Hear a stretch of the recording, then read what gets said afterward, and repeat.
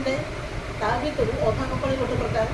ଅଧା କପାଳି ବୋଲେ ମୁଣ୍ଡର ଗୋଟେ ବାମ କଡ଼ ହଉ ତ ଡାହାଣ କଡ଼ ହଉ ମୁଣ୍ଡ ଏଇ ପ୍ରକାର ବିନ୍ଧିବ, ଯେଉଁ ମୁଣ୍ଡ ବିନ୍ଧା କି ଅତି ଯନ୍ତ୍ରଣାଦାୟକ ହୋଇଯାଏ। ଆଉ ସବୁ କ୍ଷେତ୍ରରେ ମୁଁ କୌଣସି ଡାକ୍ତରୀ ମେଡ଼ିସିନ୍ ଖାଇବାକୁ ମୁଁ ଭଲ ପାଇନି। ମୁଁ ଗୋଟେ ଘରୋଇ ଚିକିତ୍ସା କରେ। ତା ଭିତରୁ ଆପଣ ଦେଖିଥିବେ ଆପଣମାନଙ୍କ ଘର କାହାରି କେମିତି କ'ଣ ହେଲା, କାନ୍ଥ ହେଉ, କବାଟ ହେଉ, ଝରକା ହେଉ, ଏଇ ଟାଇପ୍ର ଗୋଟେ ପୋକ, ଯାହାକୁ କୁହନ୍ତି କୁମ୍ଭାର ମାଟି ପୋକ, ଏଇ ଟାଇପ୍ର ପୋକ ଗୋଟେ ଜାଗାରେ ଏମିତି ଘରେ ବସା କରିକି ରହିଥିବ। ଆପଣ ଯେକୌଣସି ଆପଣଙ୍କ ଘର ଗୋଟେ ଦେଖିବେ, ଆପଣ କ'ଣ କରିବେ, ସେଇଟା ଶନିବାର ଦିନ କାନ୍ଥରୁ ଆଣିବେ।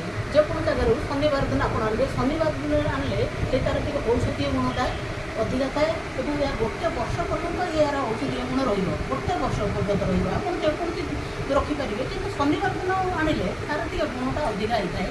ଆପଣ କ'ଣ କରିବେ, ଏ ମାଟିକି ଏମିତି କିଛି ଆଣିବେ, ଆଣିକି ବାଁ ହାତରେ ଆକୁ ଗୁଣ୍ଡ କରିଦେବେ। ବାଁ ହାତରେ ଆକୁ ଗୁଣ୍ଡ କରିଦେବେ, ଟିକେ ଛେପ ପକାଇଦେବେ। ଡାହାଣ ହାତ ବୁଢ଼ା ଆଙ୍ଗୁଳିରେ ଆକୁ ପାଣିଆ ପାଣିଆ ଟିକେ କରିଦେବେ। ଆପଣଙ୍କର ହଉ କିମ୍ବା ଯେଉଁ ରୋଗୀଙ୍କର ହଉ, ଯଦି ତା'ର ମଥା ବିନ୍ଧୁଛି, ଅଧା କପାଳି ବିନ୍ଧୁଛି, ଆପଣ କ'ଣ କରିବେ ନା ଏଇ ଟାଇପ୍ର ନେଇକିରି ଏଇ ନାକ ପାଖରୁ ଏଇ ମଥା ଯାଏ ତାକୁ ଗୋଟେ ଚନ୍ଦନ ଟିସିଡ଼ି ମାରିଲା ଭଳିଆ ତାକୁ ମାରିଦେବେ। ଆଉ ତାକୁ ଧୋଇବେ ନାହିଁ। ଦେଖିବେ ଖୁବ୍ କମ୍ ସମୟ ଭିତରେ ଆପଣଙ୍କର ମୁଣ୍ଡ ବିନ୍ଧା ନିଶ୍ଚିତ କମିଯିବ। ଏଇଟା ମୁଁ ବି ନିଜେ ପରୀକ୍ଷା କରିଛି, ମୋ ଘର ପରିବାର ଲୋକଙ୍କୁ ଏଇଟା ମୁଁ ପରୀକ୍ଷା କରିଛି। ଏଇଟା କେବଳ ଅଧା କପାଳ ନୁହେଁ, ମୁଣ୍ଡ ବିନ୍ଧା ପାଇଁ।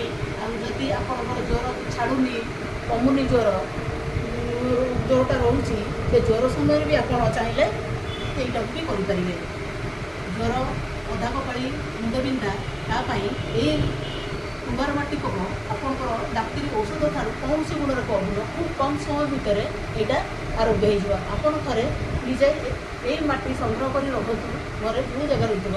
ଅନ୍ୟ ଦିନ କଲେ ଚଳିବ, କିନ୍ତୁ ଶନିବାର ଦିନ ଆର ଗୁଣ ଟିକେ ଅଧିକା ହେଇଥାଏ। ମୁଁ ବି ଶନିବାର ଦିନ ଆକୁ ସଂଗ୍ରହ କରିକି ରଖିଛି ଏବଂ ମୁଁ ମୋ ପରିବାର ବି ଆମେ ଭଲ ହେଇଛୁ।